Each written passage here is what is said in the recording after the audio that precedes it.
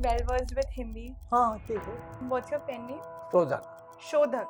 one who searches. Any poetry in that mushaira that you would want? छेवट लगी बेचम बना समझो नहीं. I could not understand the complexity of life. छेवट लगी बेचम बना समझो नहीं. હું ઉઘાડું દ્વાર ખખડાવી રહ્યો. I kept on knocking at the open door. Most Indian libraries, in fact none, have autobiographies or biographies of judges in the local area. So I was having this discussion with my dad like few days back that my relationship with law is like an arranged marriage. I want to know firstly about how Prema ma'am has shaped your life. I owe my second life to her. Enemy or the other of the idea of excellence is mediocrity. And if one is mediocre, one is betraying the constitution of India. Like I personally have these thoughts almost once a week that I'm going to fail spectacularly. And why I get this thought is that all the speeches that I've seen of the most successful people, they say that hang in there, but like sometimes how much do we hang in there? Bye bye.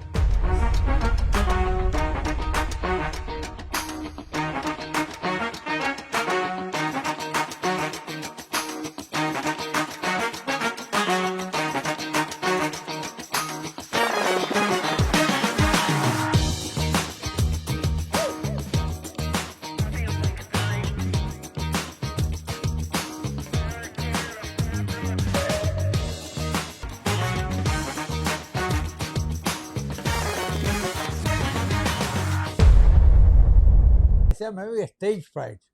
You do it every day. I'm sitting alone, twiddling my thumbs. Hello. Can you hear me? She's helping me. Pardon me? She's helping me. I think helping you a lot. Yeah. I've got this for you, sir. Oh, thank you. So How this is very like nice of you. this is like a peacock plant.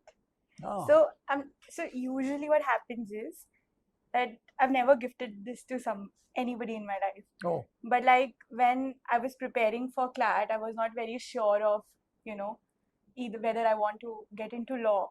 And for the first time, I saw an NLU Delhi video, and you were there in that video. Oh. And from that time, I think it's been 5 years. And the major reason that why I got into law was you, sir. Oh, it's this plant. Very good. What is it? Yeah. So it signifies that. So roots signify all your, life's journey. That how, those roots are basically, you could say, like Rajkot, where you come from, India, which is your origin, and then you taught all across the world, and then the stem comes and the branches. So basically, you are inside there, and you don't even know that how many branches have you made, or kind of and you have. nice. So this is basically something. Just indoor, no? I can keep it. Yeah, you can keep it here. So you'll just have to water it like once a week or twice a week. Oh, I see. Yeah. So basically, these are the leaves. These are your students. These are the people whom you have inspired. But you don't know how many of you have. I am right under. Yeah, you're right under it. You see, I was down under. I spent a lot of time in Sydney. Huh? Sydney, Australia. Uh-huh. Australia is considered down under. Okay. Yeah. Both her children were born there. She was working there. And so we are in Sydney, but it takes a lot of time to go to Australia. It's so far from civilization. So really it's down under. It's called down under. Yeah. It's called lucky countries. All right. There are very few human beings, but plenty of space. Yes. So I said I've come here to colonize Australia.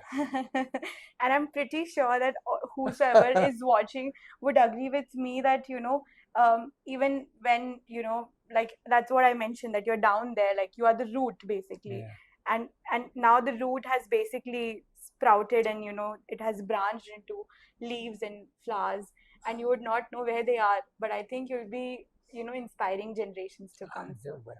Yes, sir. I'm a 20-year-old student. I've tried to understand your work, but I think I fail every day.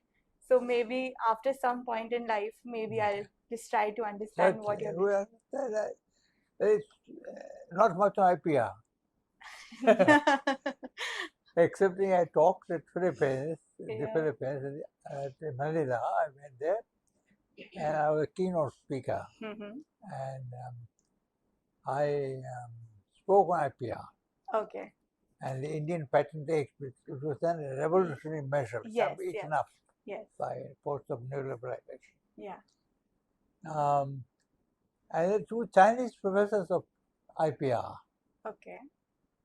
And I said technology does not come without consciousness. Without Consciousness, culture. consciousness. Yes. So it is not just technology that you are getting into, but you also get into culture. Yeah. And if we are not bothered about culture, we are only bothered about technology. Correct. That's Correct. what IPR are. Yes. Yes. My last press was with the Chief Justice Balakrishnan, and I was in Bangalore on occasion. I was on a degree. And afterwards, they said we will now introduce IPR diploma. Okay. So original students were about 200. Balakrishnan grudgingly gave away degrees. Yeah. Then they said we introduced IPR diploma. 800 students. They came up. The Balakrishnan said, I'm not going to do it, you do it. I said, I can't handle 800. I can count them in groups. They take a whole day. Yes. And actually, I'm a copyleft. I don't believe in IPR. Most of us are. So, anyway, long story, but I gave a few. I said, rise up. And I told them a story of my Delhi University days. My best friends and critics were a teachers union called DUTA, Delhi University Teachers Association. Okay, yeah. So DUTA said, after the convocation, they said, Gujarati in you comes always up. So what have I done? He said, when you say powers vested in me, I confer the degree. Yeah. It comes out as powers wasted in me. Oh. So I said, it's always wasted. Yeah. If the power is wasted in person, in office is invested. Yes. Yes. You know, the Supreme Court has not yet come to that. Anyway, so I want to know, like, I remember I was researching on what you have done, and because I know like a limited work of yours because it comes in our curriculum. But for this special podcast, I was researching, and the first thing when I wrote like Upendra Baxi on like Google, so the first thing came like obviously about Wikipedia, your age and everything. But like now meeting you, it doesn't feel like that you're even a day older than like 70. So I think what is it that is keeping you? Because I think people at 86 usually stop in terms of they don't work or they want to have, but I think you are like publishing, you're working, and yes, you know. yes. Difficult with Oxford Press. Uh-huh. They're doing this collected works. I said I've written twice the amount since you went to press. Okay. So you can't say collected works. I withdraw the work. I don't need publication. I say you can write selected works because that's accurate. Yeah. And that's not false pretenses, Yes. Taking people to believe it's collected work, Right. but it is not. Right. So a great difficulty is a selected work. And that too is 4 volumes. 4 volumes. 4 volumes. That's released. Okay. But even then, I keep writing, yes, I do keep writing. Okay. My inspiration is several. I believe in communication. And I believe people wrestling ideas, having fun. I believe in public pedagogy, right, and public education. Right.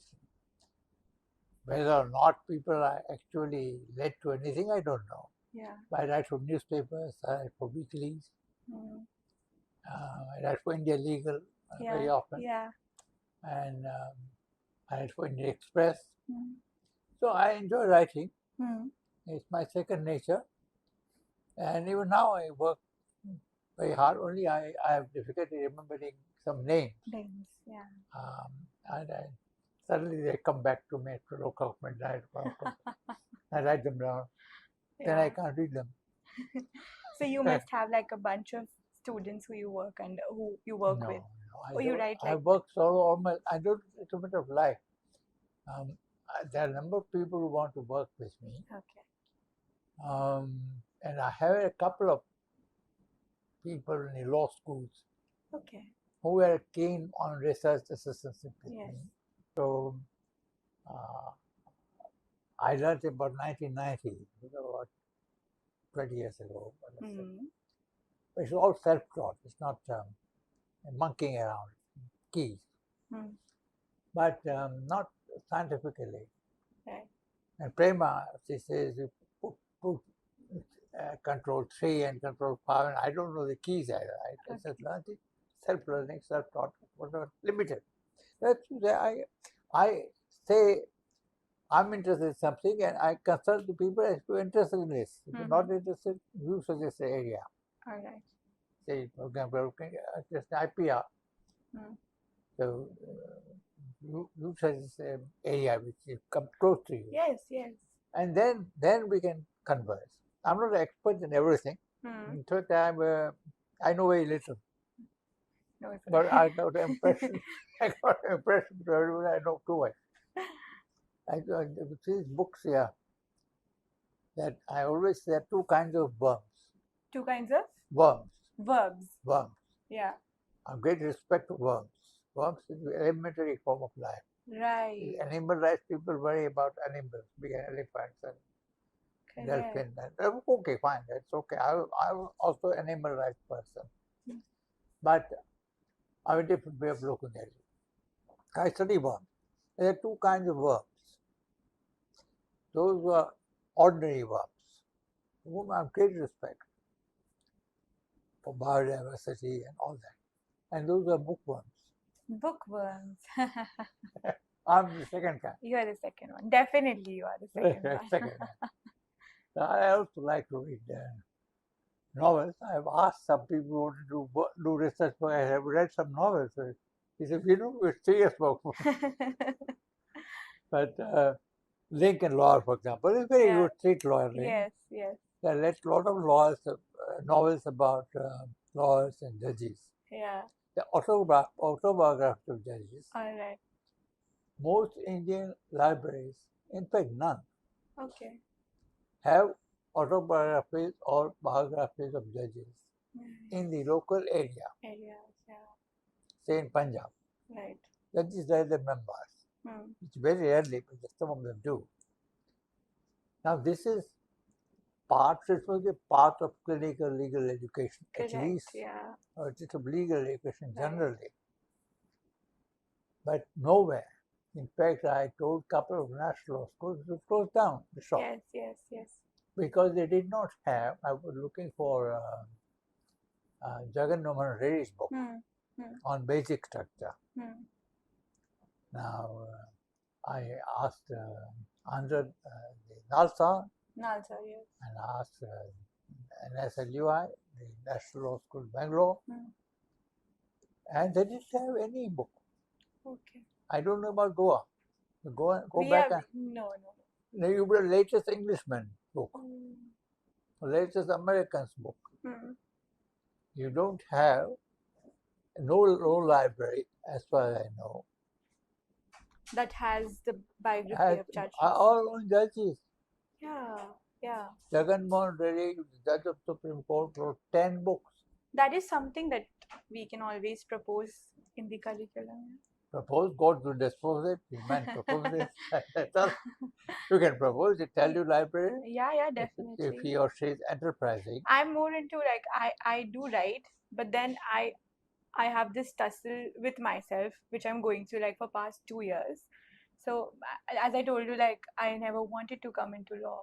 So I was having this discussion with my dad few days back that my relationship with law is like an arranged marriage. And my my relationship with entertainment, and I always wanted to be in front of cameras, and that is why I started this thing of making podcasts and all.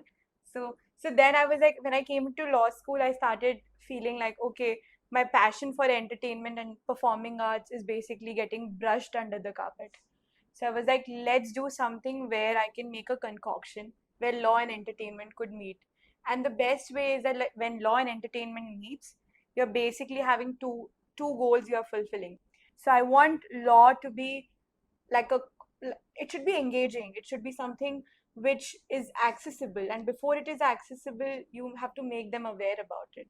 And the best way is like join it with entertainment, make films, make documentaries. That's right. One of the New York Law School next door was, a few blocks away, was a law school called Cardozo Law School. Go? Cardozo Okay. Law School. Okay. Which is very, very gifted. And a journal, Cardozo Journal of Law and Entertainment. Entertainment. You remind me of that. I forgot. Okay. Long time ago. It's still there. Yeah. So people have thought about it. And yes. Now you are interested in IPRs, you can also develop law and infotainment. Yes, infotainment. That's what Professor Rao even once told me.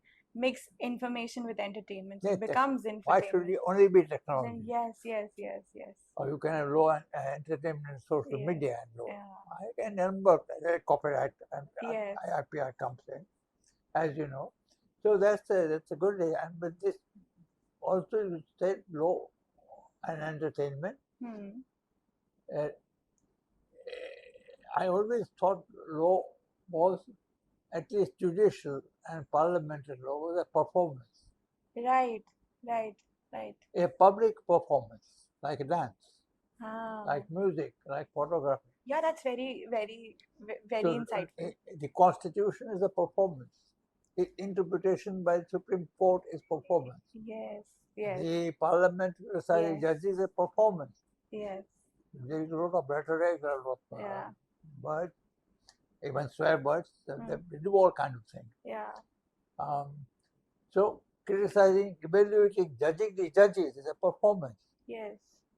But in India, I think people regard law as differently. Yeah, very true. Very differently. Very true.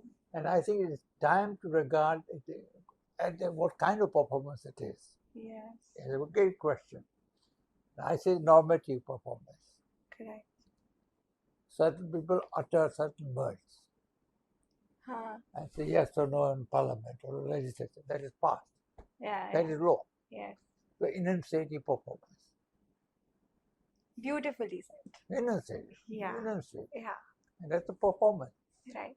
Now, if you look at the present debate on the caste census. Yes. I was about to ask, but it is performance. All of a sudden, the government which opposed it. Correct. And opposition which opposed it becomes an idea across parliament. Right. It's a good thing. Yeah. I'm not saying good or bad of it. But I'm saying essentially that appropriation of other people's ideas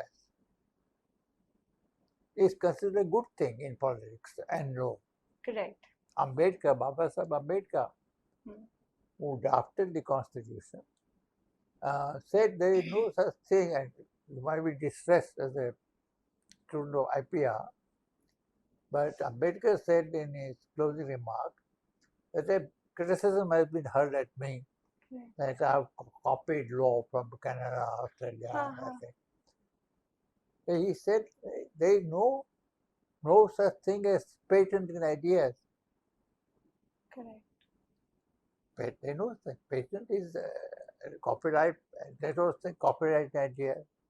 Patent is original invention, as you know. Yes. Copyright is hard labor and all that, right to labor. In fact, I have a book, manuscript. I've several unwritten books. Right. And I've written a whole book on copyright, law of copyright. 400 pages, like somewhere in typewriter, which says copyright is not the right of corporations. But if you look at copyright law, it is a right to labor. Look at telephone directory. Yes. Or tracing catalog. Somebody labors, arranges things. Who does it? The most lowly paid person in the corporation, but the corporation owns it. Correct. So I said you look at copyright as a patent, originative invention. Yes. A small inventor originates it, and a corporation takes a patent out of it. So what is my property becomes their property, and property then becomes oppressive. Yes. Because I don't have the money to buy what they produce, for example. And they don't give me a cut, royalty on it. Take appropriation. So labor is always appropriated. So copyright law, I said in the Buddhi book, is labor, but I was so interested in the subject that I got interested in injunctions. Okay. I read the specific respect. Yeah. Also Anton Pillar injunctions in England. And I did not ever study specific Performance Act before. Okay. So the law of injunctions began very interesting, and I went to constitutional injunction directions, the directions given by Supreme Court. Are they binding? Whereas the municip can issue an injunction. So in a sense, the municip has more power. Take Ayodhya. The municip issued an injunction that nobody shall pray there, doors will be locked.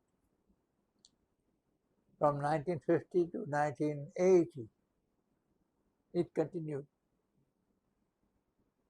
Then the locks were broken open on the instruction of Rajiv Gandhi, who was the Prime Minister. Right. Then you know what happened ultimately and what continues to happen. Good or bad is a different matter of That's not the judgment. question, yeah. But it is a fact that enormous power of law vests in injunctions. And the IPR, you know that, John. And given the effect of delay in all courts, all levels, Right. once you found a balance of convenience, and balance of convenience is how well or ill it is argued, and how the judge is convinced. And normally, the judge either says yes or no to grant of injunction, gives some reasons, they're reviewable, all that. Right. So it is endless. Right. The whole labyrinth that became. So you do your work under injunction. Which reduces property to husk. It's my property, I claim before a court, but I'm injuncted to leave. It takes me years, decades to get a final judgment that property is mine. Correct. So it's interesting. And there was a Madras judge, what was his name? Wait a minute. The judge in 65 he wrote. Okay. In Madras High Court. Anand Swami Iyengar, no, that's a constitution type man. Somebody. Okay. Iyengar he was, but which Iyengar I forget now. He said, and a wonderful sentence. He said, copyright law and jurisprudence protects originality at its most vanishing point. He's a master of English. Oh my God, yeah. He said 65. I reported in I did annual survey of conflict of law. In which I went. Anand Swami Iyengar was 65. And it's our judge who said this. So I discovered him. And I decide, because what is there in copyright, what is there to copyright in a telephone directory? Yes. Labor. Somebody arranges. Shahs, Bakshis. Very few beginning with P. In P? P, your last name. Pugalya. But all that Pugalya, A, B, C, D, somebody works on that. Yeah. Who works on it? The most lowly paid person. Correct. But then Tata's own directory, Birla's own directory, whatever. Yes. So anyway, forgive me. I'm diverted. Anyway. I want to take you back to where you come from, which is Rajkot. Hmm. And I think most of your students, most of your like people in the legal fraternity, mostly would have seen you like speaking majorly in English. Like Abhi recently when I came, and I think you were talking in Gujarati to to to Prema ma'am. I don't know her language, Sindhi, which is Sindhi, but Yeah. So I can speak some more. Yes. you can speak. She speak good, and I can speak little phrases here and there. Haha. But she speaks Gujarati very well. Okay. So like are you like well versed with Hindi? Like do you communicate in Hindi as well? हाँ ठीक है तो सब भाषा हिंदुस्तानी बापूजी की language बाबूजी की हिंदी नहीं याद बापूजी याद है आपको बाबूजी कौन मतलब बापूजी this Mahatma Gandhi ना हाँ that man called Mahatma Gandhi I'm glad you remember him future generation probably does not No, we do remember. We do remember. Okay. So like how was like, you know, growing up in Rajkot was? Like do you remember the house that you lived in? Like how was it like when you were growing up? How did the passion for law came up? Like I want to know like you beyond your academic pursuits. So like something that you can like recall. all night Oh. Let you start with get started Okay. but briefly speaking I didn't do my law in Rajkot. Okay. I did my law in Bombay. Yes, yeah, that I know. But in Rajkot, I did The schooling. Go to a school called Chaudhary High School. And when I was the fourth standard, third standard, I was nearly given a prize for speaking English. For speaking? English. Okay. There was a word called cage, C-A-G-E. Not merely I could spell it correctly, but I could pronounce it correctly. Okay. And the teachers were very surprised. But I read, when I was at Rajkot, there was a library from British called Lang, called Lang Library. Okay. And I was, since my early school days, the librarian was very kind. He allowed me to read books, not borrow books. And among children's literature, he gave me Duma and things like that. And I didn't understand all of it, but I read it. So I was in Rajkot very early in terms of my English reading habits and speaking habits were very good compared to other students.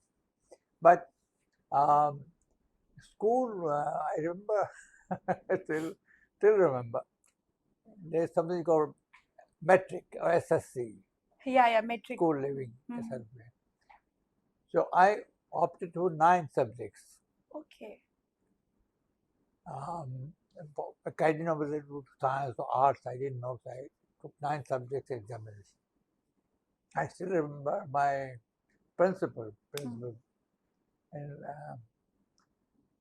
school called me because my grandfather introduced a shield. So I thought he called me to congratulate. But no, so he said, I wish I could congratulate you, but I can't. You've done so bad, you barely passed 7 out of 9 papers. You're going to be nowhere. It was a very demanding discipline, and you were part of the school. Yes. So I said, maybe they made a mistake. I did my best. Because I told him then, I still remember Oscar Wilde, the great playwright. And Oscar Wilde was a wit. And each one of his plays writings are very good. Irish humor. Yeah. And one of his things which struck my mind as a boy, school boy, was a sentence, 2 sentences. One was examination is a process where foolish people set questions and the wise refuse to answer. And I made good use of that proverb all through my teaching and as a teacher also. I said this. You don't worry about exam, you worry about learning. Yeah. And I was the slowest teacher in town, in Delhi and other places. So I set up a curriculum of 7 topics. And I said I can't go up to 4. Okay. So 2 or 3 half of self-learning.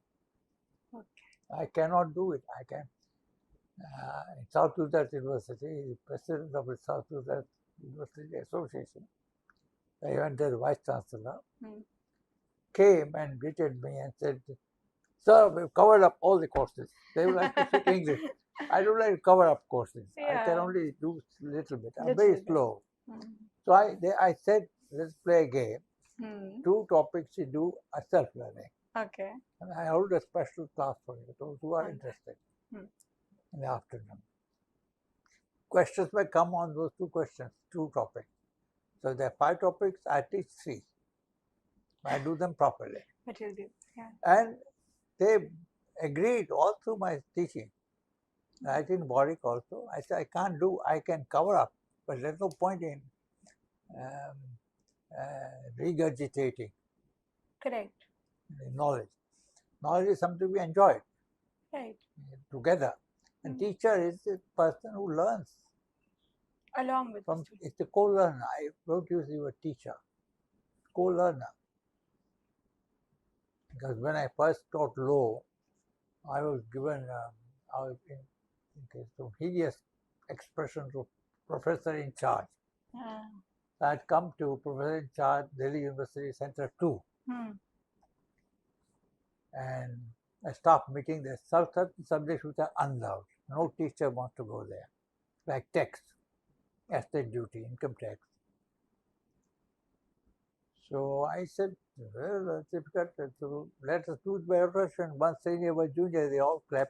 I said, why are you clapping? He said, senior, you are senior you're not in age, but in terms of status. Correct. You're a professor. I said, my God, I started teaching estate duty. And one person junior. And I must have taught it so well that in a couple of years it was abolished. Oh. It was abolished because you're uneconomic. I credit myself that a teacher can be a legislator also. Very important way. So a teacher can be a judge. Judges, that's what we are as teachers, legal learners. So teachers many roles to play, not just rote learning, giving out something, yellowing notes, and class after class. The teacher is a misleading word. I said co-learner. Co-learner. And I learned a lot from this estate duty because it was an adult class, so adult people can also come in. Okay. In the evening. So I had estate duty officers. I said, look here, I have only done up to section 15. That I can't cope. I work 9 hours for my single class. Okay. Even now, I in Delhi, 8 or 9 hours. I can never keep notes. Okay. So every time I have to read afresh. Okay. The material. Every time something new came up which I had not noticed earlier, I have no notes of my classes. So only recently, in COVID times, it's difficult for all of us. I maintained some notes on the computer. Okay.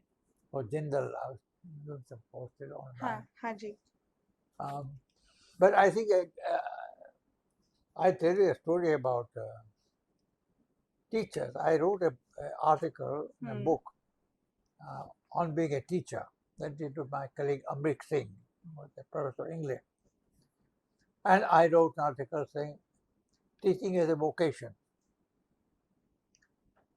And proofs came to me.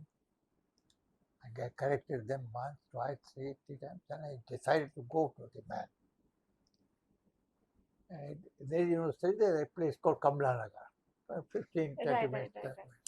So I went there. The pressman said, owner said, you go downstairs, his professor is downstairs. The old person, old enough to my father. And I said, Dada, क्यों लिखते हो आप? मैं हर time correct करता हूँ. I read teaching as a vocation. Okay. And you correct it as a vacation. So he said, Bakshi, I thought you were an honest man. Since when teaching was a vocation? Oh. He was not articulate. He had this idea between vocation and vacation. Yeah. And as I write in my conversation, That Law and Life. yeah, It is mentioned, I remember. No, this don't mention, the other thing is mentioned. Yeah. First, Delhi University made the mistake of inviting me, so I was invited No, as no, a professor. no. And then, first month, a check came. I immediately rushed to Sarup Singh, who was then the Vice Chancellor. Right. And the secretary said, he can't go with the meeting, very busy. I said, don't worry, I have to go. I pushed myself in. And so said, why you come? Just come 1 month old. What was the problem is? You can discuss me later. I said, now. I said, I'm going back to Sydney. He said, what is it? I said, look at this check. He looked at the check. What is wrong with it? He said, look who has signed it. It was signed by Assistant Registrar of Pensions branch.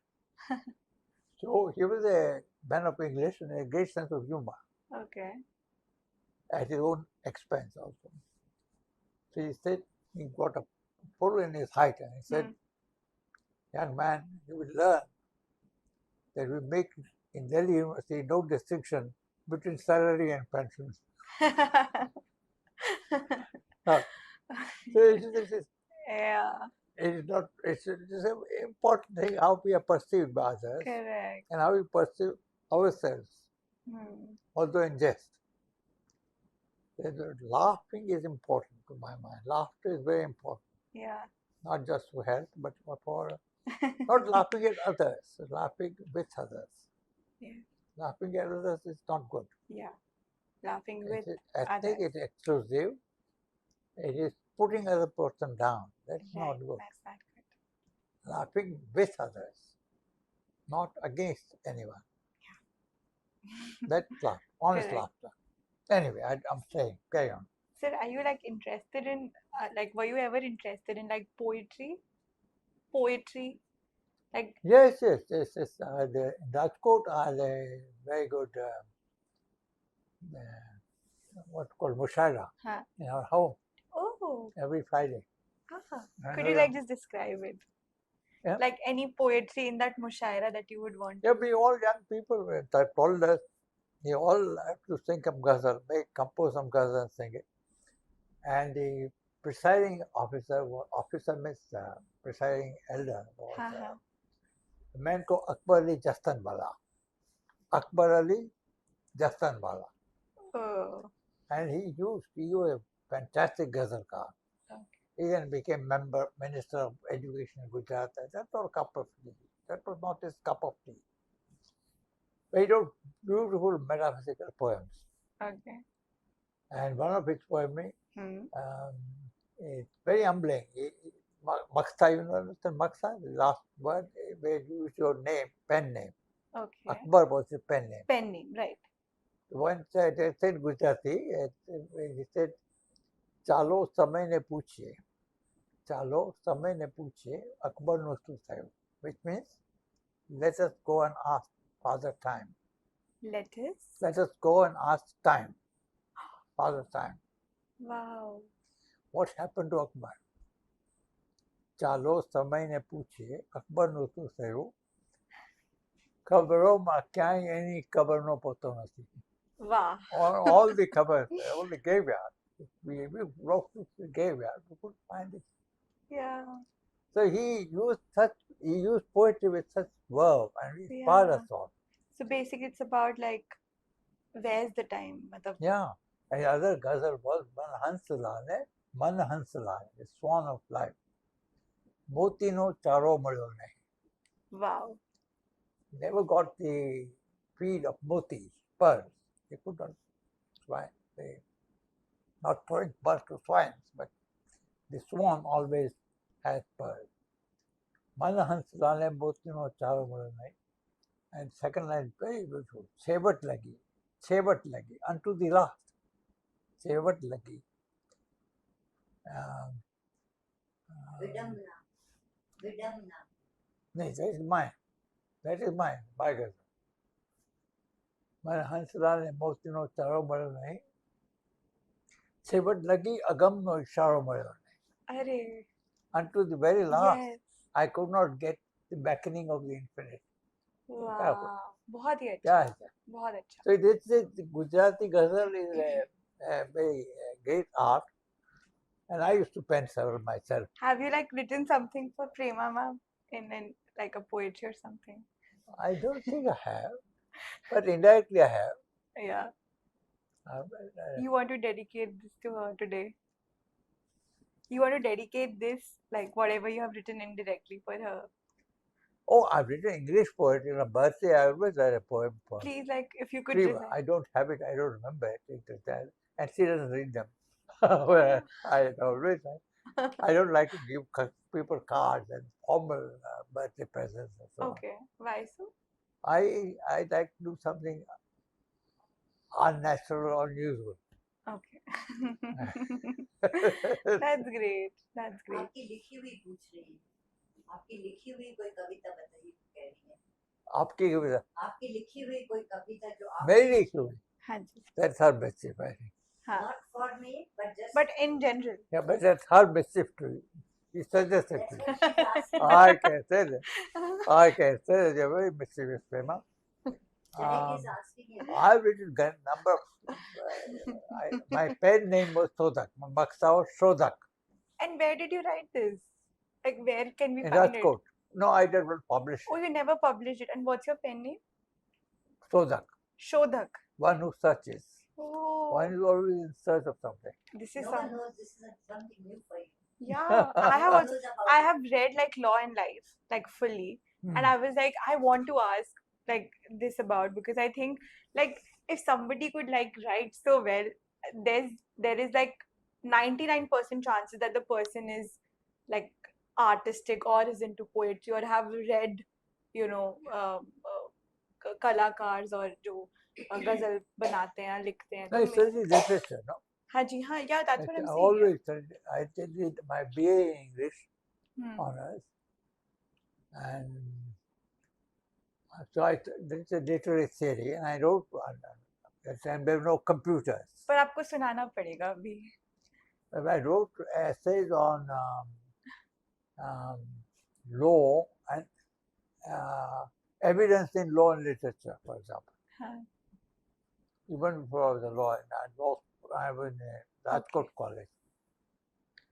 So I wrote a number of essays which are now, the idea of leisure, Yeah. which are not available. हाँ. और जो आपने अपने pen name के अंदर लिखा है शोधक से जो आप बता रहे थे हाँ, वो कुछ कविता जो आपने लिखी है खुद एनी पोएट्री बहुत सारा लिखा. तो उनमें से जो आपको सबसे अच्छा लगता है वो अभी याद थोड़ा है, अभी तो मेरे पास है लिखा हुआ है. अच्छा. But I have a number of inspired by Akbar Ali. For example, one or two. छेवट लगी विचंबना समझो नहीं. Vichambana is complex. Okay. And to the very last, I could not understand the complexity of life. छेवट लगी विचंबना समझो नहीं. હું ઉગાડું દાર ખખડાવી રહ્યો. I kept on knocking at the open door. I kept on knocking at the open door. Oh. Until the last minute, I didn't understand the So till then, like I was not able to understand life. Yeah, I didn't understand. So this is your? Yeah.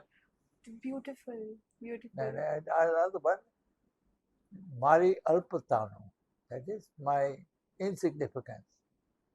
Gyan mane khub che. I remember I have much knowledge of my nothingness.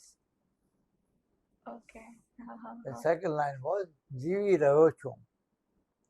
Thawa. I am living in order to become. Thawa, to become. Rak Sori. Rak, dust. Yeah. Raag jo ban ke. Funeral, Yes. So I know my inferiority. But I wrote 17, 18. But that's beautiful, sir. I wrote a lot of You poems. should be definitely publishing it, like a bunch. I've got them. Fortunately, those poems are written poems are there in a diary somewhere. Okay, okay. Yeah. There used to be a publisher called N.M. Tripathi, हाँ जी. which is Bombay, I've heard of. which published a lot of Yes. books, law Yes. books. Yes. Now Nexus taken over, Yeah. or overtaken, whichever way it is. But Tripathi used to give a diary to me annually, Okay. annual diary. So one of Tripathi diaries has all my poems. Okay. Because the rule that it's easy to write poems. Are lots of poems, but it's private. I mean, I don't, unless people are interested, I don't impose it on them. All right. Maybe like once the shoot gets done, I also write. So I'll recite one for yeah. Like once the shoot ends, I'll recite it. Like I do write poetry. I do Okay. write Hindi poetry only. Hindi, very good. Yes, Hindi and English. Tell us one more. I will have to take the camera because I don't remember the lines clearly. But like I was writing something like कि तू अपने पसंदीदा पिंजरे में बंद है basically. अपने पसंदीदा पिंजरे में बंद. Like we all are living lives. Yeah. But like we are like caged somewhere. Yeah. And we don't know that कि हम अपने पसंदीदा पिंजरे में बंद है या नहीं है. Very good. So like something on that I've written. Then I wrote something on the song called इतना ना मुझसे तू प्यार जता कि मैं एक बादल आवारा जन्म जन्म से हूँ साथ तेरे है नाम मेरा जल की धारा. So this is a song and I wanted to write something for the love of the life that like I am the avara badal and I'm waiting to be, like, so there are a lot of rivers where I can just, pour down or where I can just, meet. But मैं अगर बिखरना बरसना समाना चाहता हूँ तो सिर्फ उस एक नदी के साथ. So that's the beauty that I am the आवारा बादल and बहुत अच्छा है. हाँ. तो वैसा कुछ. पर गर्जना की बात कहाँ है? नहीं है. गर्जना की बात नहीं है. हाँ गरज. So thunder. Yeah, because like every time it's not the like rosy. बादल भी गरज सकते हैं. गरज सकते हैं, बादल गरजते, पर अगर गरजना भी है तो उसी पे ही गरजना है. तो ऐसा. So this is like I was planning to write. अभी इतना लिखा नहीं है. That's why like when you're like reciting it, I could just imagine myself like writing it as well. It's something common between us. Yeah, definitely. So there's like a lot of things like I think maybe like I look up to you someday because I'm really not able. I tried reading your books like several times, your articles several times, but sometimes I feel okay, like I'm missing out or I'm not able to get like the clear, like from what point of view you might have written. Maybe I'm not able to contemplate it. And then I asked my professor. His name is Professor Abhishek Mishra. He teaches constitutional law, like he. Oh, very good. Yeah. So he was telling me, I was telling that I'm going to interview you or having a podcast, and he said that just remember one thing: be a student in front of him, nothing more. Wow. Like that's what. Just be a student. Don't try to like. I was reading and I was very scared. Oh my God! Like I have to read. I took so many books from the library, your all the books and other articles. And he's like, you don't have to get that worried. Just read. Just take the, benefit of knowing him. So like that is something that is just keeping me more grounded. I was also reading something on social action litigation that you wrote, like open letter to the Chief Justice on Mathura rape case or something. But like, how did that idea came firstly? Because I think at that point of time, did they take the letter seriously, or like what came to you? Because I remember you wrote that you were shattered by the incident. So did it like help? What were the consequences? If you could like take us back, that because I think after that only public investigation came and sort of things developed over a period of time. Yeah, well, I had no support from. I ultimately managed some support because I was new to India. And I was 5 years old in Delhi. Haan ji. And in Common Law World, There's no precedent of writing an open letter. I didn't even think about it, but I said, how do I get over this extraordinary patriarchal idea? The tribal girl who went to a police station is raped by two hefty, burly policemen. And she's released by highest court. Acquitted. She is, because she could not prove rape. There are no marks of resistance on body. And I tossed and turned for a week. I could write an article which nobody reads in Express or Times or somewhere. Or I could write a law review article which even fewer people read. So I couldn't sleep, I couldn't eat. Prema was there, but I could look after young children over there. I was very upset. And then I thought of open letter. Okay. Then I said, I'm known somewhat, but I'm not a criminal lawyer. So I searched for faculty. They said, no, open letter. Okay. How can you write open letter to the Chief Justice? So I had no support from faculty. Ultimately, I managed to persuade Lutika Sarkar. And then Vasudha Dagambar was at Pune. He agreed with the idea. And I wrote the letter draft and sent it to them. It was difficult. Then we inducted a very conservative jurist, a very fine jurist, called Raghunath Kelkar, a criminal law teacher. So we did that.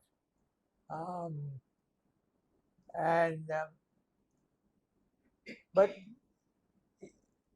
3 more people signed it, and they're not sure.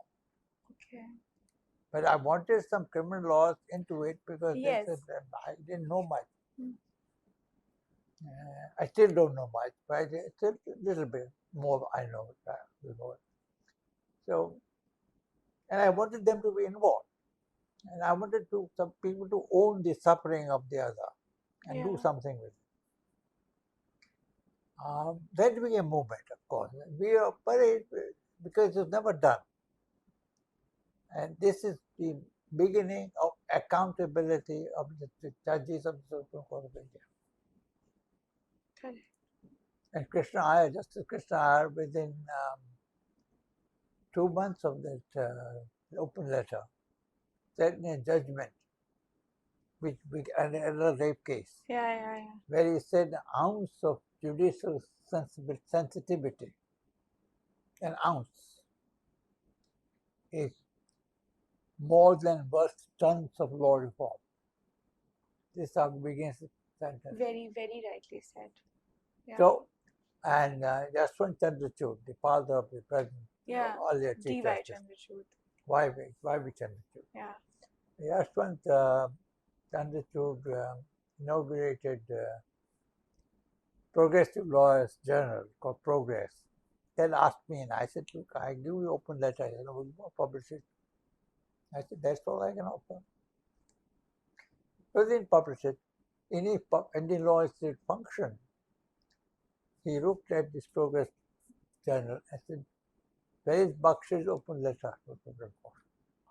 So it was some judges, of course, whispered contempt against me and the authors of the book. Yeah, because in the last paragraph, we went so far as to say that Supreme Court of India has, unfortunately, lamentably, shown some patriarchal tendencies. So they took that in that light. Yeah, I mean, it was last paragraph is, but we didn't ask for review on it. Just said, let the Supreme Court reflect over this. So we didn't join the women's movement. It sprang after Basavanacha. And suddenly they said, we should review. I said, no, Rutika, and when we agreed, we're not parties to review. I said, this is not a matter of review, it's for judges to introspect what they're doing. Yeah. And we are teachers, we don't want to litigate at that time. So in a sense, barring a few people were, of course, it was never done anywhere in the world. The first and probably the only open letter, some have been written. But this is an iconic open letter, in a sense. Yes. And the first of its kind. Right. My teacher wrote an open letter, Sase, Professor S.P. Sase. But it was Abhyankar murders in Pune. So there's some people followed up, but there have been lawyers who have been asking me very often, women lawyers, it's the open letter movement has come. You must write something. I said, you write something. Anybody could write that. No, Yes. patent over there, copyright over that. Anybody could write that. But he said, no, only you can do that. Now that, I don't accept that. Okay. I don't accept that. Accountability of power, wherever it is. Any citizen should be able to raise a question. Why? Why? Yeah. What? What are you going to do about it? Why is it not a problem for you? And if they don't learn, then up to a lawyer, of course, then we started this social litigation. But then this is the first time the law teachers, we Madhutika and Masuda did participate, Kelkar, we made a 5 years, we wrote a memorandum on Masuda rape case. We got a IPC reformed. We got a standing committee of parliament, 5 years. So it's not an open letter where we sought the accountability of judges. We suggested all the changes in rape law are due to this memorandum. And Rutika Sarkar said, lobby was a strange word, only a word. America, the lobby had heard. So she said, I can speak Bangla, so I go to Bangla MPs. And I said, I can go to Gujarati MP. And some Hindi. So we encouraged that way, we went that way. But no, I got it. We got it that way and we lobbied, but it didn't work. Because I was told we lobby based something heavy, briefcase. You don't lobby based petitions. I don't know right or wrong, but as far as true. So I was, there's evidence for it. Rajiv Gandhi prohibited carrying up a briefcase on the aircraft. And I was carrying a briefcase and they said, sir, you have not heard. So I said, don't worry, let me go. This time I was not aware of it, although I am a lawyer. You were on the same flight? No, after he had announced the edict. So I said, let me go, but this will be withdrawn within 8 days. And it was withdrawn within 8 days. And then coming back, he said, how did you know, sir? I said, it's a simple matter. In Delhi, nobody comes empty-handed. Correct. One always comes with a briefcase. Correct. After all, this is going against nature. Correct. Because you political parties need funding, leaders need funding.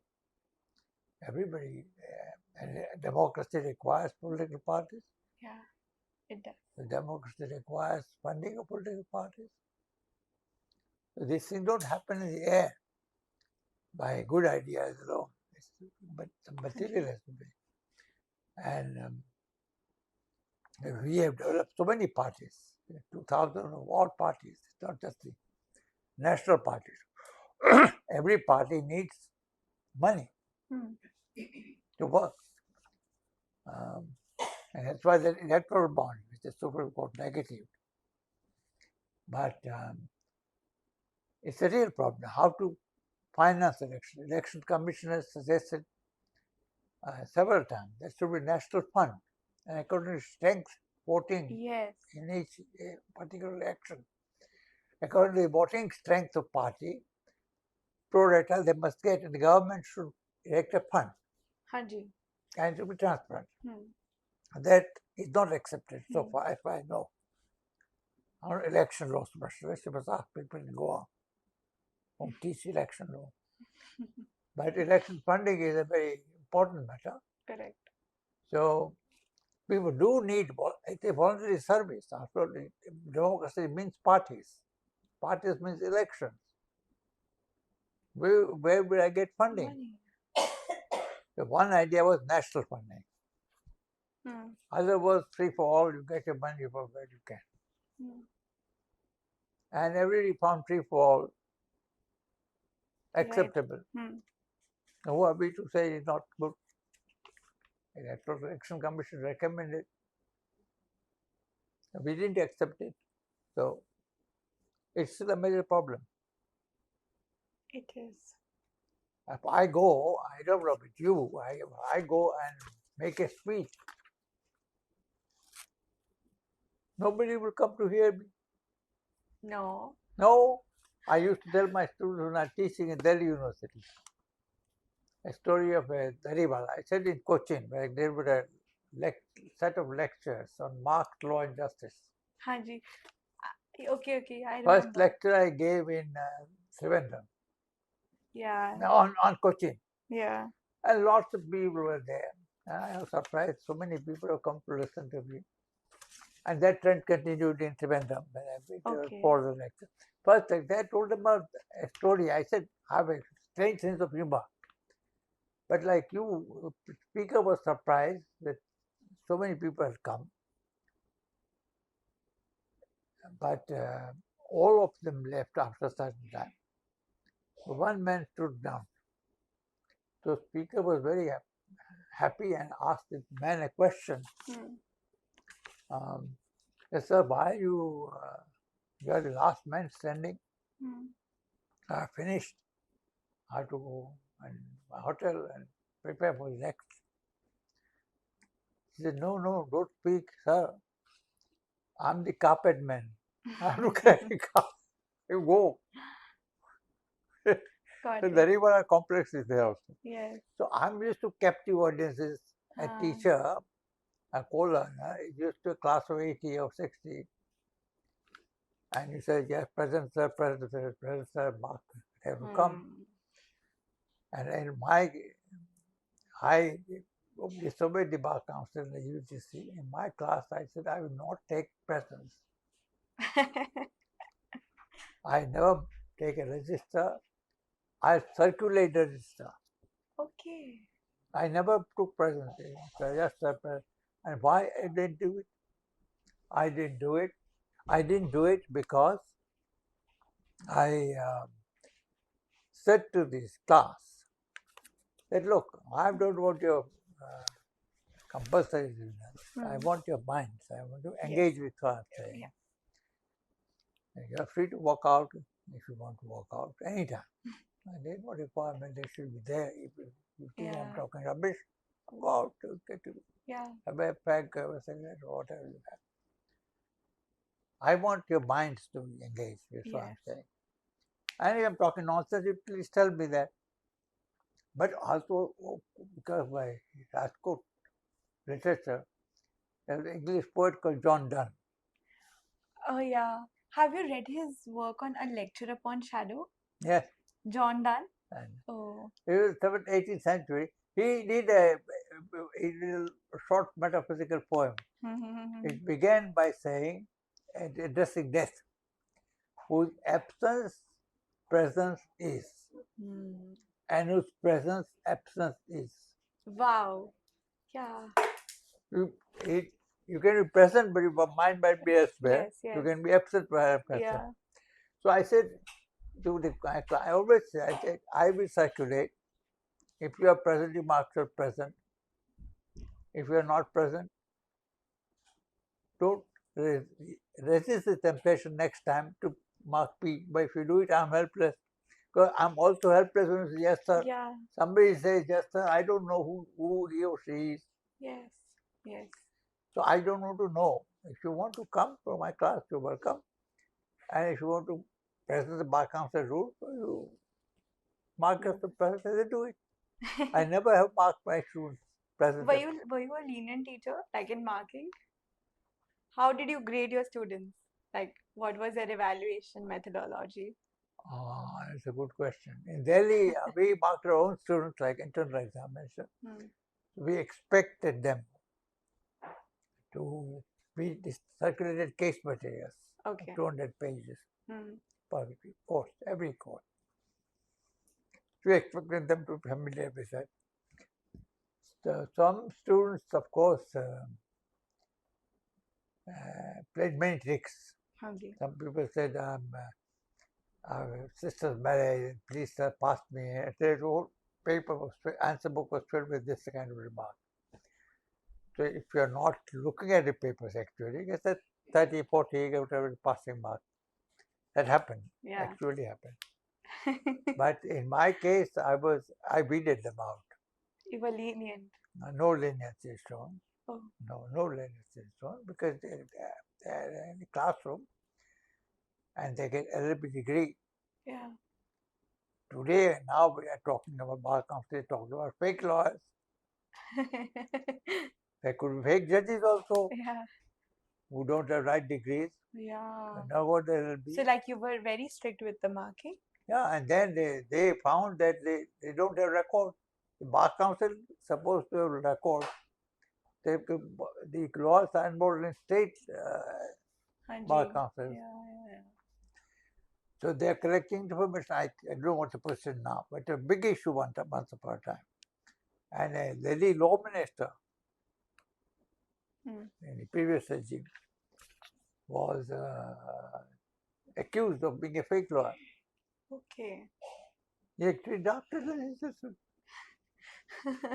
So, I mean, whether it was fake or not, I don't want to go into the actual case. But the point is, therefore, examinations are a serious matter. You are sympathetic, particularly to disabled students. Yes. A terrible experience. Delhi University, I cleaned it up. Even before I came to office of Vice Chancellor. One student came in, he was visually disabled. Okay.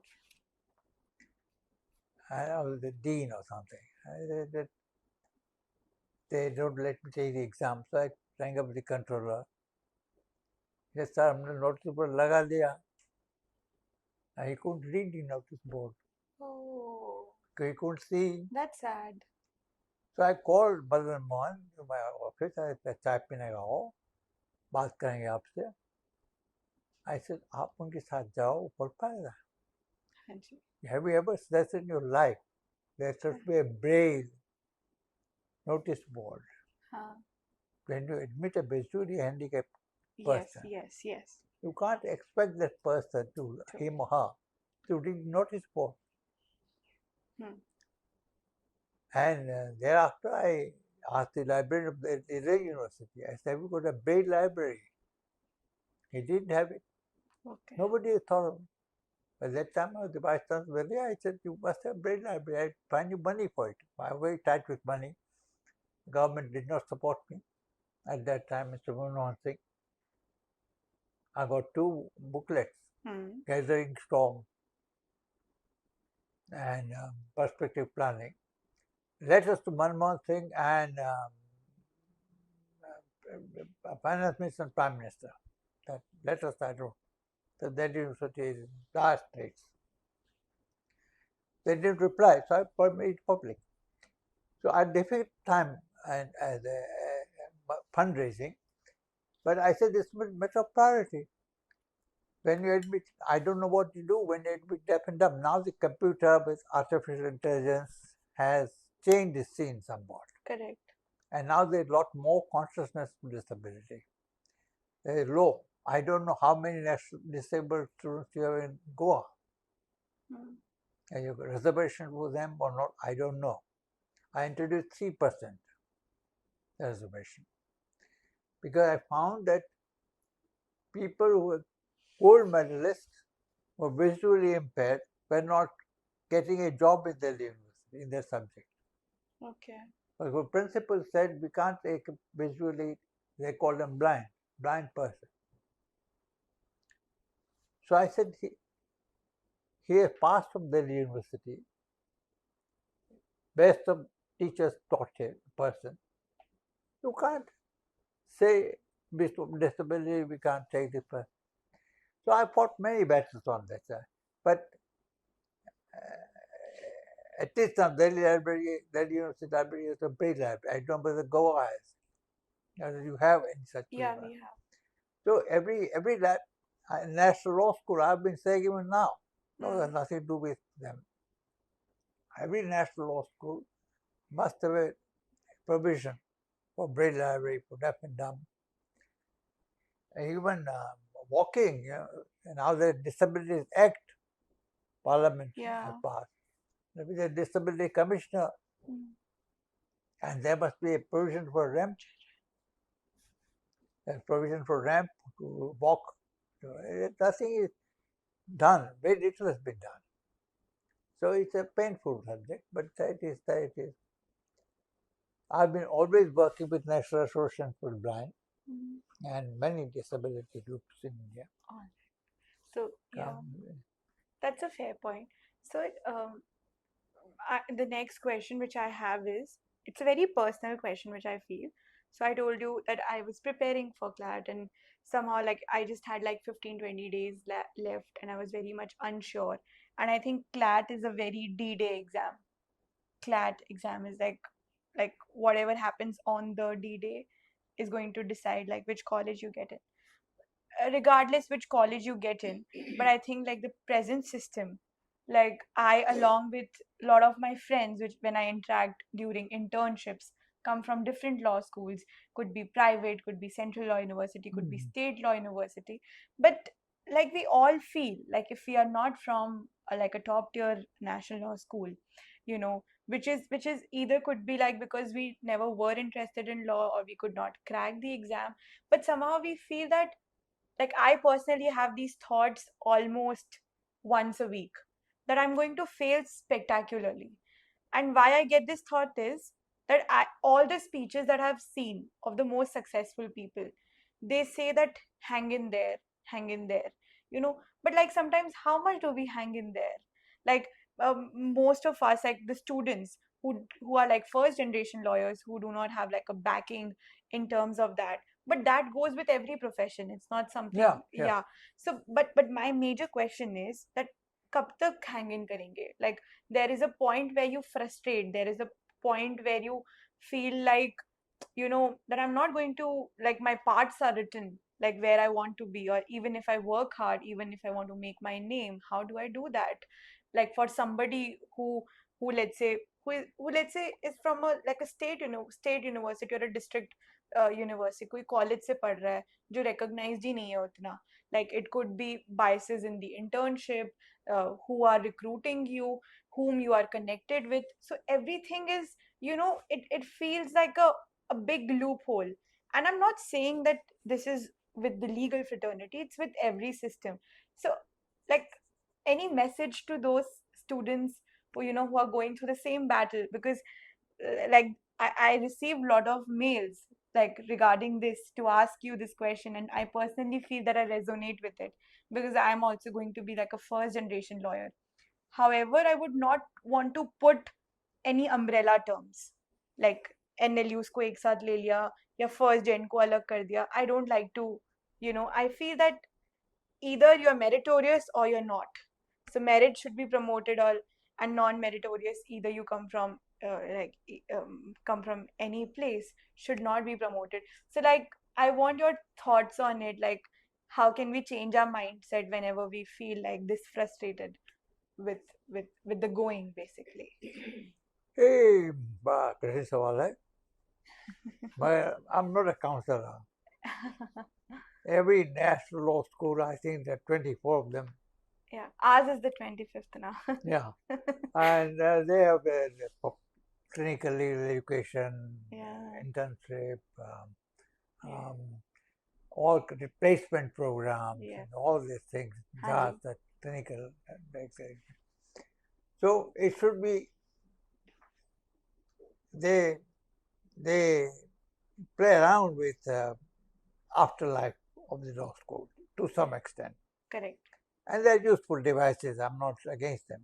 I'm not very hot about them, but it's okay. Yeah. Every law school has a placement center. So,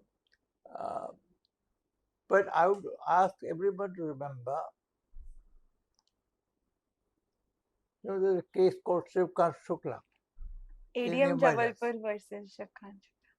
9 high courts said even in the emergency, Yeah, you can suspect. you can go under Article 32 and ask for those fundamental rights which are not suspended. And certainly ask for habeas corpus. 9 high courts. Supreme Court said no. Now, who were the lawyers in that 9 high courts? We don't even know the names. They're simple lawyers. Right. Most of the lawyers come into high court eventually. Haan ji. They're charging fancy fees, making big speeches, writing poetry, running a television show. I'm not naming anyone. A lot of them are doing that. They're ordinary lawyers who sustain freedom in the teeth of emergency. It is only when you folks become very competitive and want to go quickly and want to have a quick transition from law school to world of practice, that this kind of anxieties arise. Yeah. But these anxieties are misplaced. You have to take the world as you find it, or you have to struggle very hard to change it. And what do you suggest? As you find it, you have to devil with a law firm for 3 or 4 years. I had my students go through the drill. Everybody has that. And you have to make your name and fame in whatever sphere you are. If you fail to do that, you will be also among those who run. The second recognition. If you totally fail, I just reviewed a book on program. It's called Negative Comparative Law by my friend Pierre Legrand. It's a very extraordinary book. That comparative law is entirely Eurocentric. Correct. You can never know the foreign law except in your imagination. Haan ji. Because foreign law is a matter of interpretation. Interpretation is a matter of culture. And you can only barely know your own culture before you know other person's culture. So I would say this has become a competitive rat race.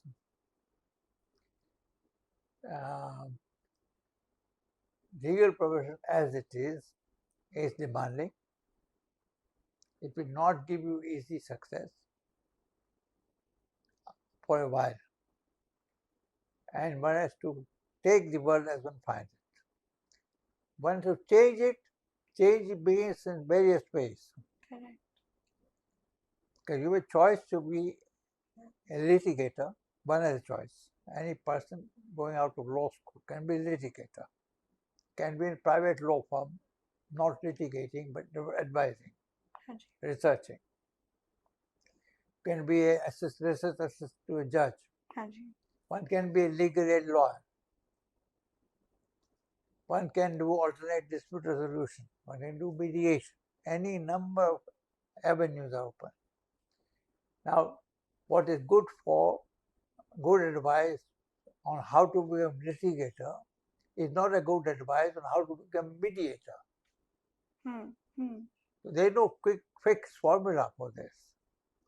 So one has to decide on one's career path. And that's not easy, of course. And if one is going to a desk job in a legal firm, then legal research, or one is going to research assistant to a judge, then drafting the judgment or getting some materials to draft a judgment. It depends, it varies. So I think these anxieties are natural, but they are misplaced. If you were to change the legal profession, then you organize the litigants. Today, litigants are the mercy of lawyers and judges. So that's a different ball game than a career-like question.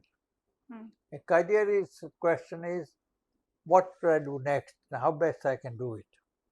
That's perfectly legitimate. I'm not saying it's wrong. But it's different, I'm saying, from changing the rules of the game. Why is, after 25 years of Krishna's report, Justice Krishna's report, Legal Aid, and Bhagavati's report, Legal Aid has no lawyers, but tons of studies have shown empirically that legal aid lawyers don't provide the professional service. Why is it so? So, in a sense, therefore, one wants to reach fast at the top of his profession while one is young. Lots of luck. I wish you that individually. But collectively, the answer lies in changing the system. Right. Correct. It's everybody's job, and because everybody's job, it is nobody's job. You see, this is the problem. So lots of bright people go out of the law school with new ideas, but they don't have time to get together and pursue those ideas in later life. Right. Now, why is it so? I don't know. Now, I know what I want to detain you with. But I think I have a lot of people do not want to become litigators. Yeah. They go to natural, of course. Right. So they want to do a desk job. So these problems of litigation are not for them. In directly going argue before court. A very few. I mean, there are some studies which show that the Bangalore Law School or the NALSA, most studies show that 91 or 92% of the graduates of National Law School go to corporate practice. Yeah, they do. They don't worry about becoming a litigator. So anxieties arise with each sector. I mean, if you want to be litigator, there are specific clusters. Yes. If you want to become a desk job, then there are certain problems with it. Because at a desk job, one is invisible. Yeah. Or let us say one voice among many. So the hierarchy of age, of temperament, of experience.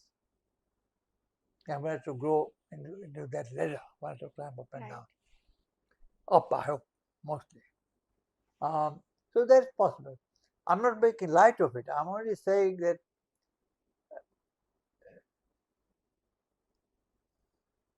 there is a process of socialization into a profession.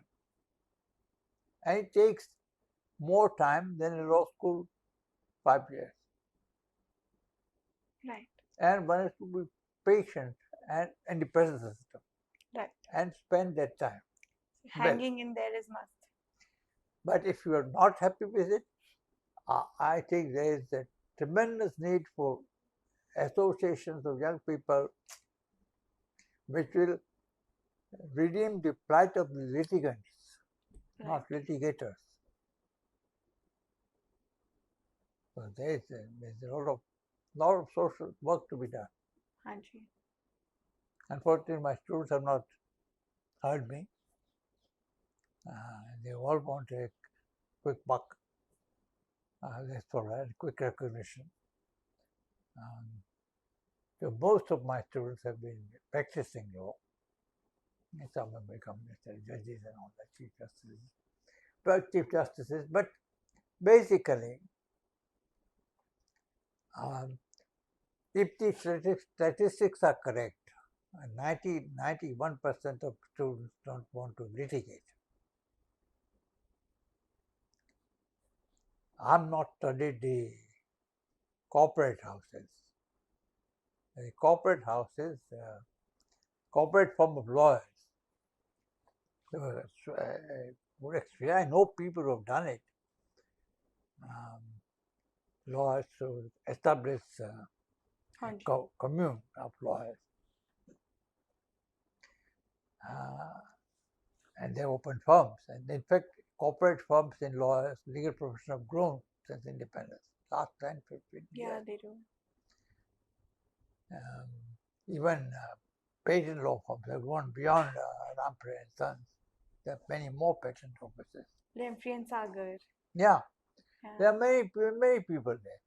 So some of my students surprised me when they saw me, and I said, "What is this all for?" I don't even recognize them. But they opened firms, and some of them have been compared to either audio or television, or personally, physically go to their opening of the new chambers and all the new offices and all that. I'm not doing it now. And I wish them luck. But I think corporate practice has arrived. It's a big bang in India. And it depends on the earlier Bombay was known for it. That jurisdiction was known for corporate practice. Then Calcutta. Yeah. All the metropolitan courts and South Delhi. So I don't know about other states, but I'm sure there are firms in every state now. Right. Maybe lesser number or more number, I don't know. So it's good to, if you want to be a corporate practice lawyer, then you join a particular firm and change firms and do your sums as the time come by. That I think the advice might help anyone who's listening. You can advise people. If you, as you practice, and join a firm, you advise it. The old, you keep your. Very few people keep contact with the school once they leave it. Okay. So it's a chapter closed. I had this experience of Delhi University where the vice chancellor, I was taken with funds, and I asked alumni, Delhi University Alumni Association did not exist in a very. I created one, and they all they wanted positions in the executive council and I said, first money, give you money, the alma mater. In Hindustani, call it aloo butter. aloo butter. तो ये aloo butter है. तो alumni का use एक executive council में आए, वहाँ आए. alumni का ये यूज नहीं है कि आपकी यूनिवर्सिटी आप आत्मीयता नहीं है. Right. One thing is not there, and that is a sense of belonging. Right. To the first place which gave you the entry into the world of law.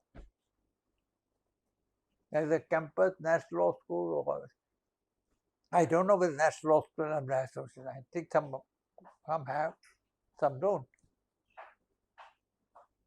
So it's important to start one for Goa, for example. Yes, definitely. Noted. Noted. Follow up to this,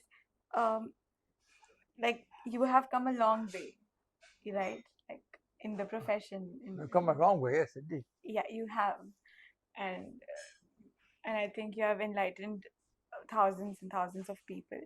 Was it? Oh, I thought I'd come a long way in this. Oh, okay, okay, okay. I would not take you like No, this really, carry on. unfortunately. I want to know, like, was it worth it? Like this journey, was it like worth it in terms of whatever sufferings you had or whatever problems that you have faced or whatever hurdles and whatever good times and bad times? Like you'll have to accept the fact that you're like recognized and you are like the scholar, like the legal scholar that India has never produced. And now we have one that is you. So, No, no, so I tell want to you know, about it. like, was it for everyone who's listening? So, was it worth it? My question is that was it worth coming here? Well, I don't know actually a criteria by which to measure whether worth it or not. Worth it as in like you may have had a lot of downfalls as well. You have fought your own, respective battles. But at the end, like when you're here, I only know one thing. I've done. I've given the best of my ability to teaching and research. yes, you have indeed. I've done my best. It's not for me to judge whether my best is good enough for the nation. Obviously, it is not. Yeah. Because nation doesn't need Upendra Baxi, the other people. Oh, So, as a teacher, yes, you might need them, but normally, it's my experience. I don't say it in a spirit of criticism. That once one should not, if one's a teacher, one should not expect to be a mover or shaker. It's a very humble job. okay. That to groom students to face life and to face law. That's the duty. I often wonder why, I used to say to my class also, I said, why is a professor paid so well in a poor country, or a teacher? Now the grades are very high. As a vice chancellor of Delhi University, my take-home pay was 5,000 rupees. Okay. Now it's impossible. Now it's too high. Yes. Lecturer, readers, professors, okay. And I don't know how much money they pay to national law school. I don't know. I worked in a law factory, I used to call it. Law factory. Law. I worked in a mass legal education. And I was happy. But the point is, everything has grown, inflation has grown, money has risen, so people are paid better, much better. And I wish they should be paid more. That's not a problem. But I think I'm not being a mover or a shaker, Okay. not expecting anything from anybody. In all humility, I'm happy with myself. Great. And that, I think, is the best Way out there. possible situation to be in. You know, Adlai Stevenson. Adlai Stevenson was the presidential candidate of Chicago. Haji. And for 4 times, the party nominated him in elections. Okay. So Adlai was asked in 1960 or something, how do you feel? Your type of question, ups and downs and all that. And he said, I am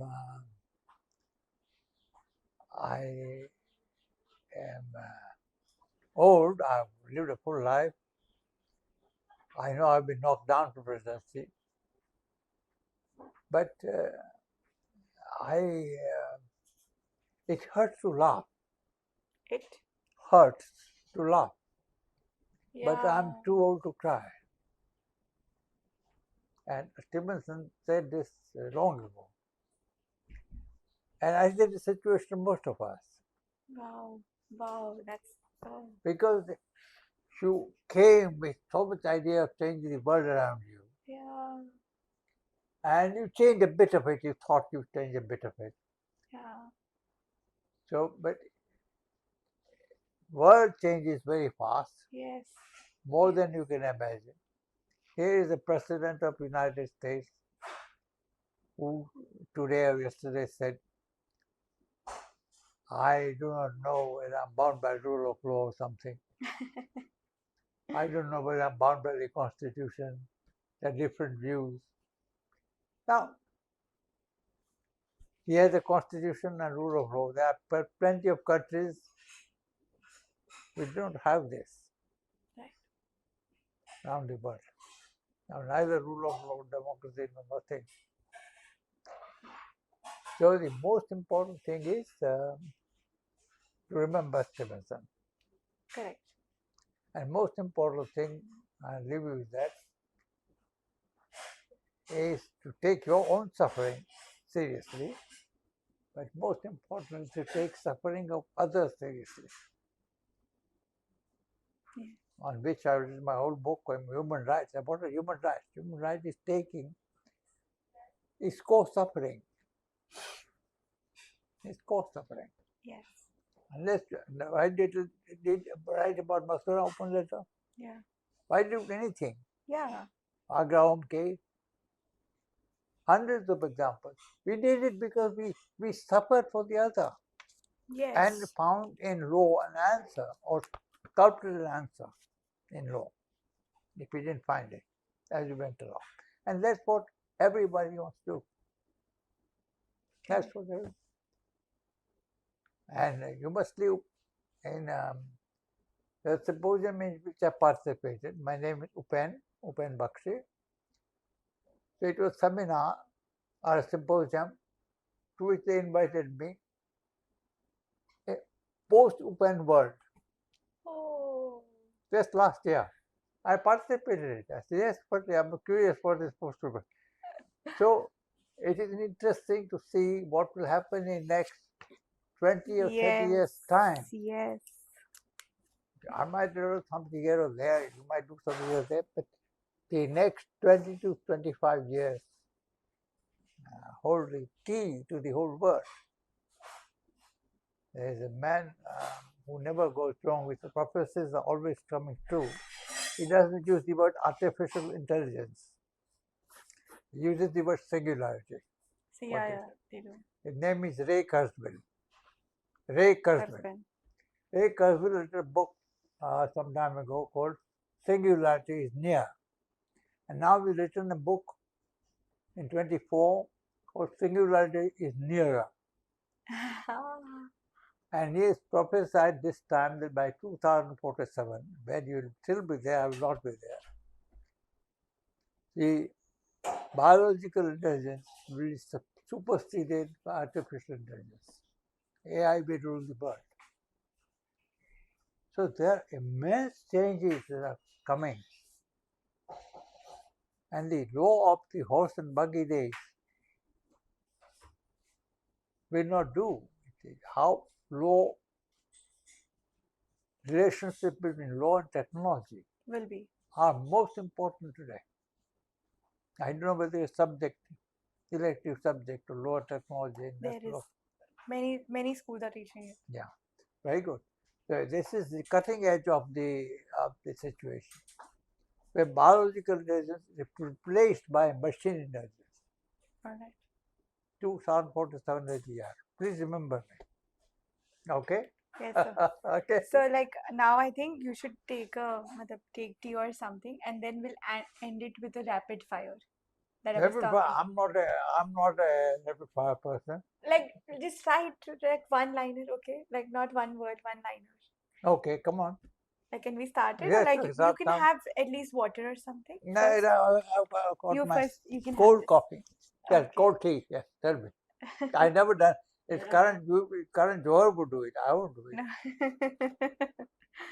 So I want to know firstly about how Prema ma'am has shaped your life. Like what's her contribution Her like, contribution to your life?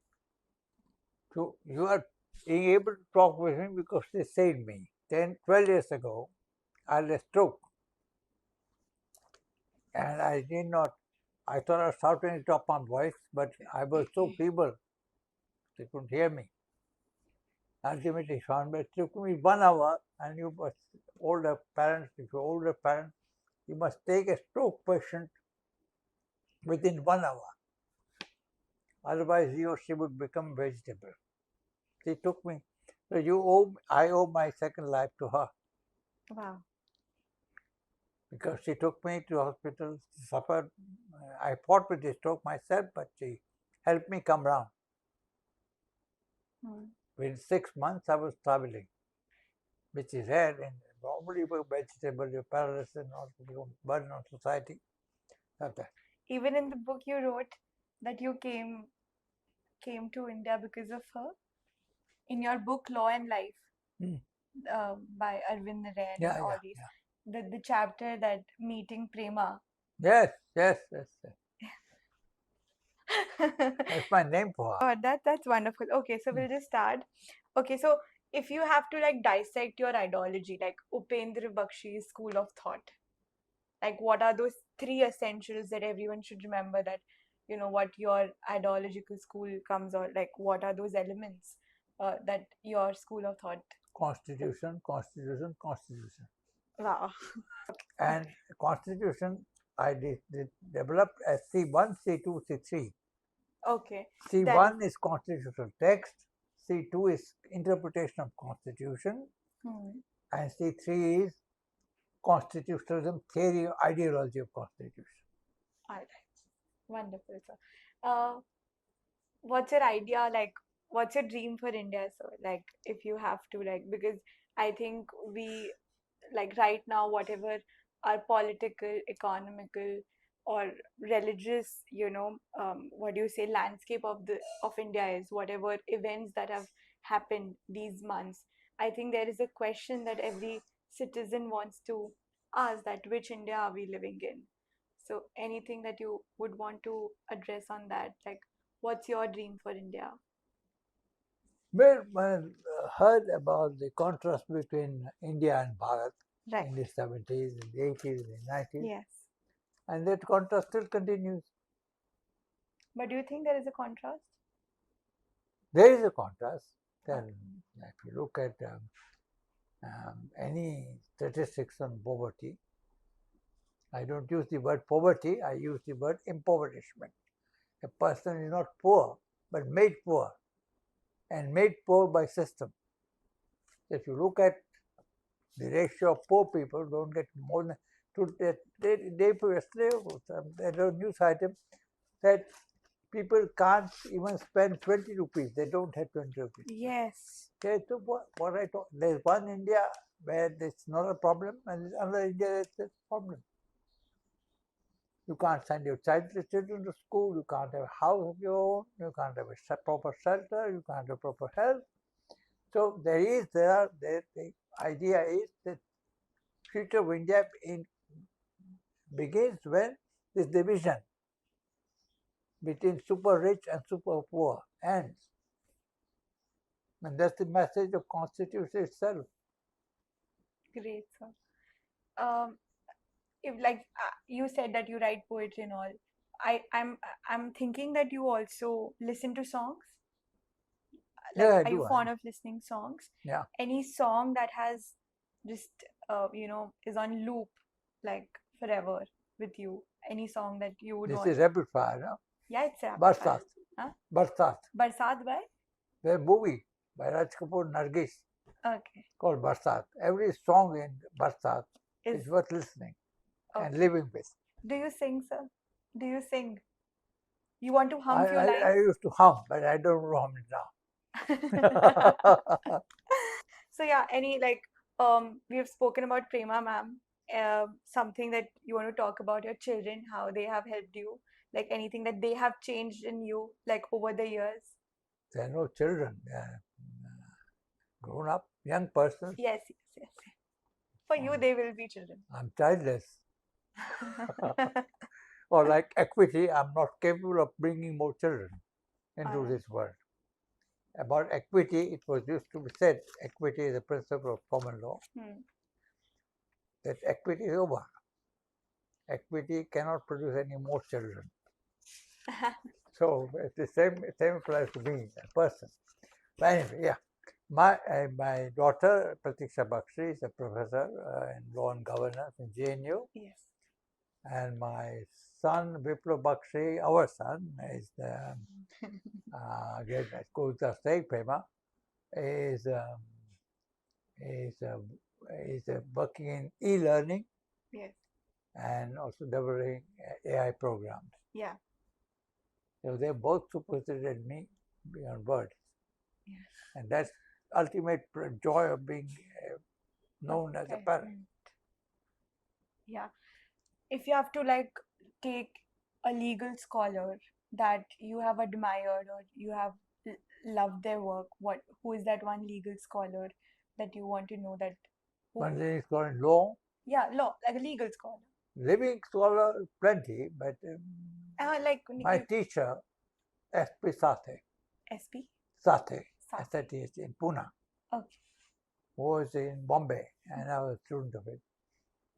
And this is not a rapid background, but this is for Yeah, background. you can. When he found me reading Times of India in his classroom, and he read a story in 91 before death, with Delhi University. Then I remembered it. He said, he was a disobedient student. So he asked me, why you reading newspaper in my classroom? I said, Professor Sathe, I can tell you that I'm attending to you very closely. I can tell you the page number of the book from which you are reading out. I can also tell you what you're going to read out next. It's Bentham, Roman law. Mm-hmm. I said, how do you know? I said, no, because you're regurgitating. It's not teaching. It's saying what other fellow said. Yes.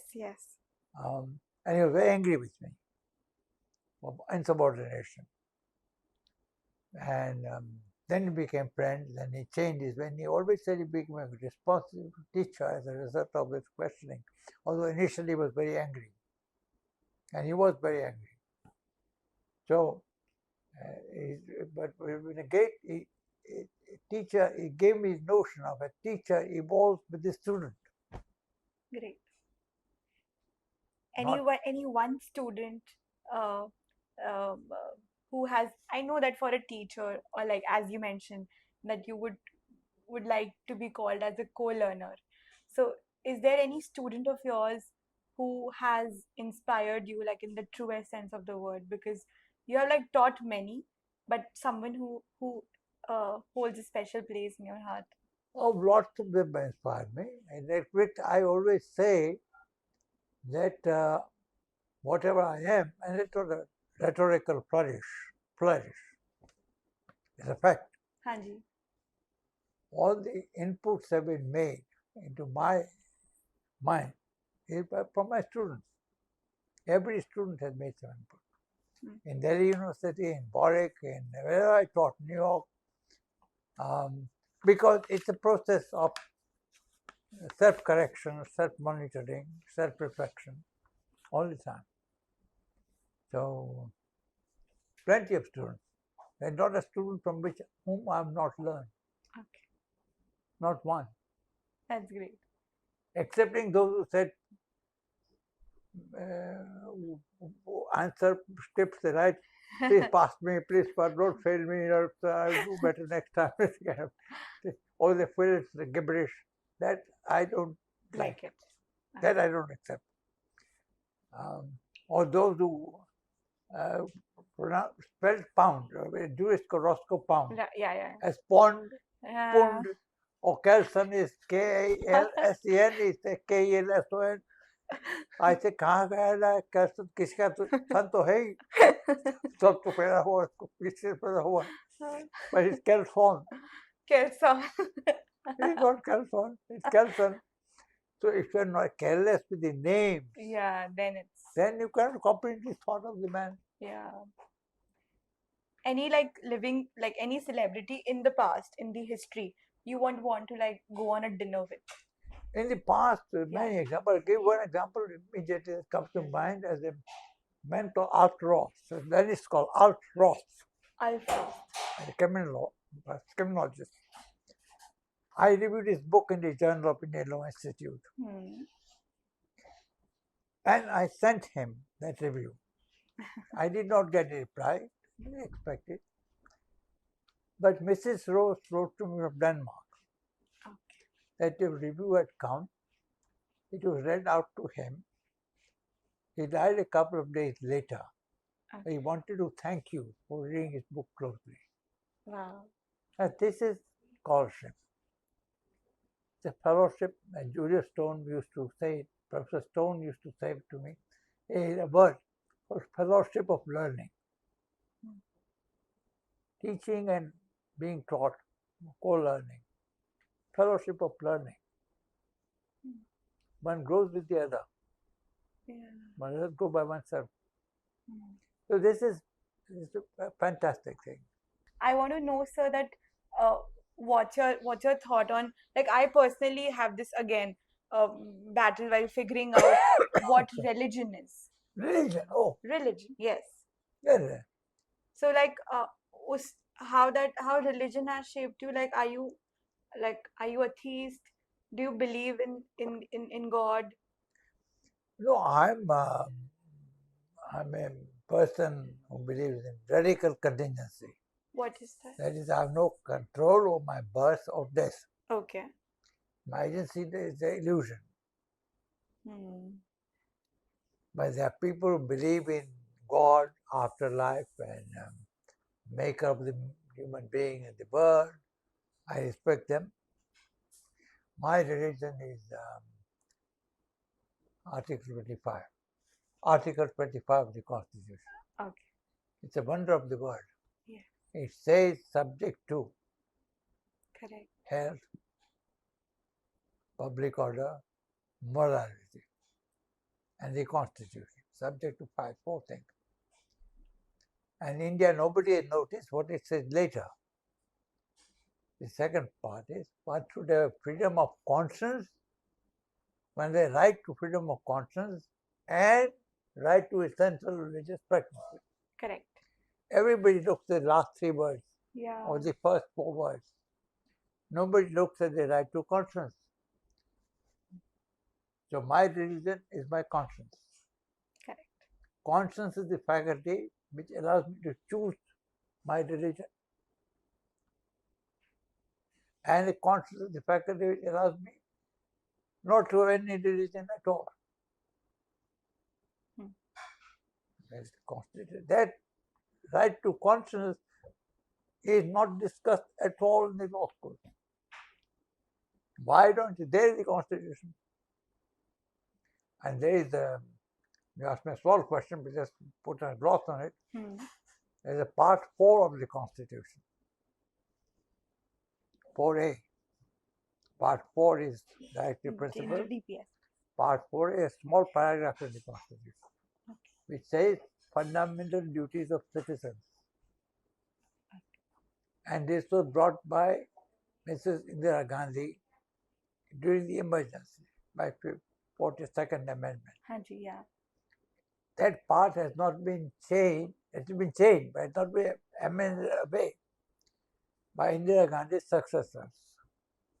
So it is in the Constitution. And one of the duties of citizens, and never taught in law schools, there are no cases, a few cases. It's a pity. It's your duty as well as mine as a citizen. And his duty and his duty. You don't have a lawyer to know this. There are duties in the Constitution. One of the two duties is to develop scientific temper, to develop spirit of fraternity, to develop excellence in all walks of life, singular and collective. Now, what is the enemy other of excellence? I take one example. What the other? I always say, don't hunt in pairs. Hunt in pairs. Don't avoid the tyranny of the singular. Always prefer the plural, multiple, not the singular. So, I say, I'll conclude this, and we'll have the bhajias. I say this much, that enemy or the other of the idea of excellence is mediocrity. And if one is mediocre, one is betraying the Constitution of India. Yes. Because one is not performing its duty as a citizen. It's written there, not my invention, it's written there. Develop salvage spirit, spirit of brotherhood, fraternity, spirit of excellence in all walks of life. And if one is mediocre, one does not exist constitutionally. Nobody bothers about it. It's written there. Gandhi studied the duties of citizens. Yeah. The first duty is to remember the ideas that inspired this national struggle for independence. These duties were introduced in 1975.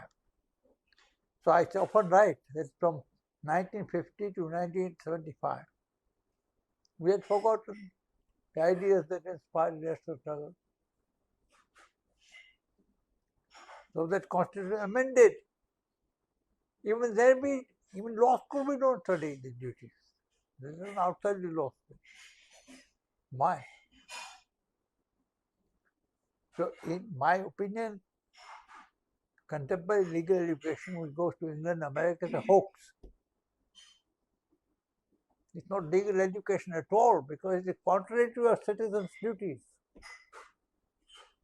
You can't be mediocre law teacher, law student. It's your duty to develop your excellence. We don't do it. Bye-bye. It's hot. It's hot. I can't go on. I think with this, the episode basically. Now you can have something to eat. Yeah, we'll eat, sir.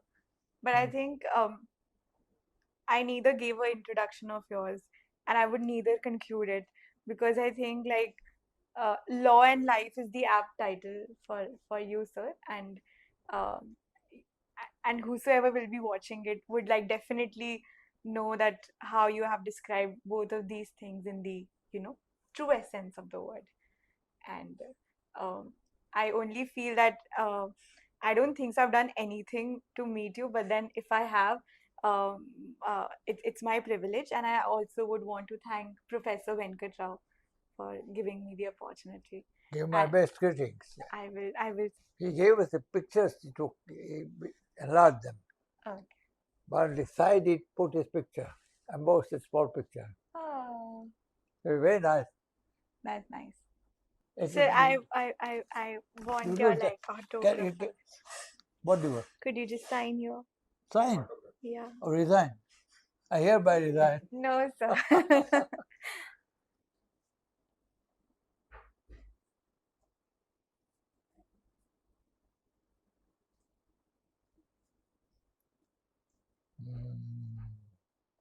I think it is 5th of May. Is that little day? Yes. Yeah. 25.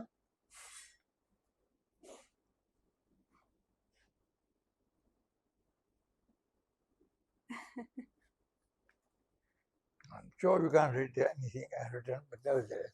Thank you, sir. It is.